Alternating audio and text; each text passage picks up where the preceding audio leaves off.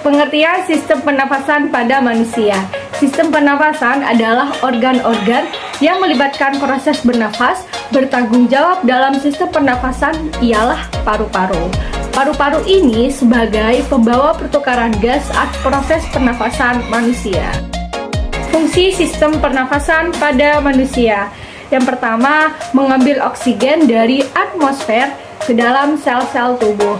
Yang kedua, melepaskan karbon dioksida yang dihasilkan oleh sel-sel tubuh.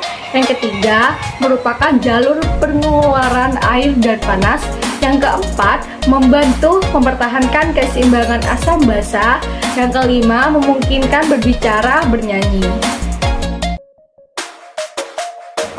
Alat pernafasan yang pertama, hidung atau nasa, merupakan saluran udara yang memiliki dua lubang yang dipisahkan oleh sekar hidung. Fungsi yang pertama pada hidung yang pertama yaitu menyaring partikel, yang kedua melembabkan dan menghangatkan udara yang masuk, yang ketiga mematikan kuman, dan yang keempat sebagai indera penciuman. Kedua, faring atau rongga TK. Faring adalah daerah dengan penjabangan menuju rongga hidung, esofagus, dan trakea yang dilengkapi epiglotis yang dapat membuka dan menutup. Fungsi faring yang pertama, membersihkan udara, yang kedua, melindungi tubuh dari infeksi partikel asing yang masuk. Yang ketiga, laring. Laring adalah pangkal tenggorokan yang terdiri dari lempengan-lempengan tulang rawa. Fungsi laring yang pertama, menghasilkan nada suara. Yang kedua, melindungi saluran pernafasan dari makan atau yang disebut dengan epiglotis. Yang ketiga, mengarahkan makanan ke esofagus. Organ yang keempat adalah trakea.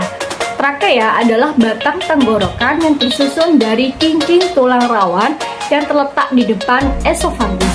Fungsi trakea sendiri yang pertama, mendorong partikel asing keluar, yang kedua, pemberi kekuatan mekanik trakea, dan yang ketiga, merenggangkan trakea selama pernafasan.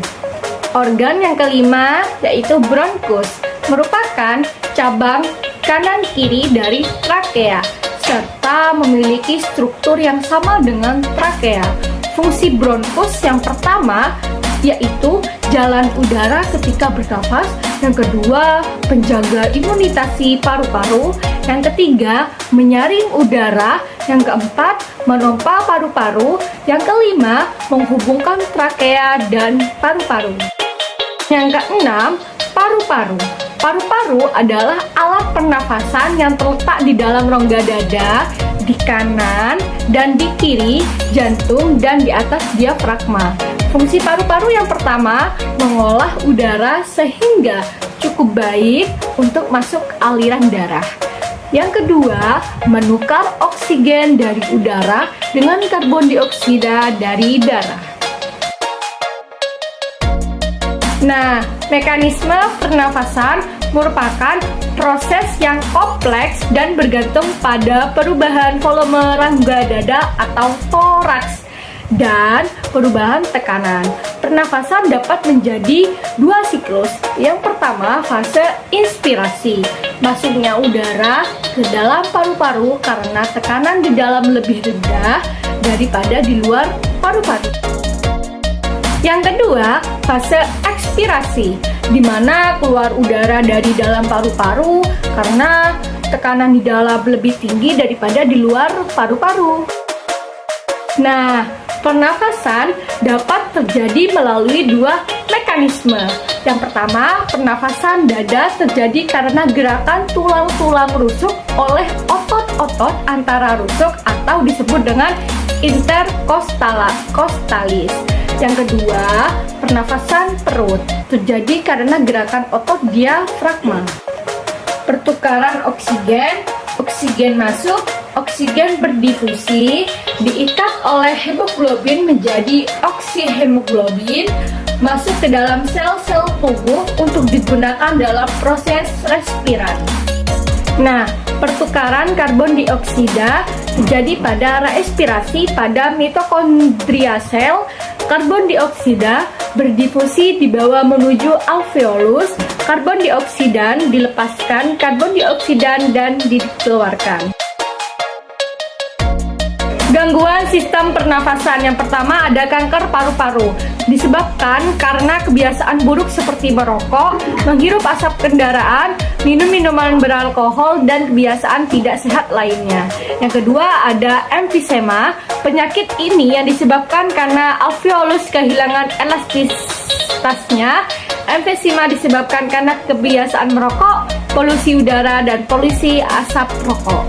Nah, infeksi saluran pernafasan akut atau ISPA ini terjadi seperti batuk dan pilek, menjadi penyebab utama morbiditas dan mortalitas penyakit menular di dunia. Yang kedua ada asma atau asmatik bronchial.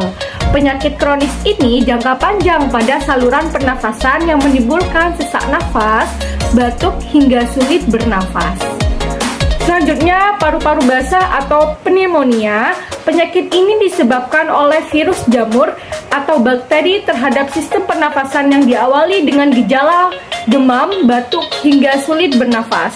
Selanjutnya ada serangan jantung. Penumpukan plak pada pembuluh darah akibat menghirup udara yang mengandung polutan bahaya dan berpotensi menyebabkan penyakit jantung koroner, serangan jantung, hingga stroke. Sekian dari saya. Terima kasih.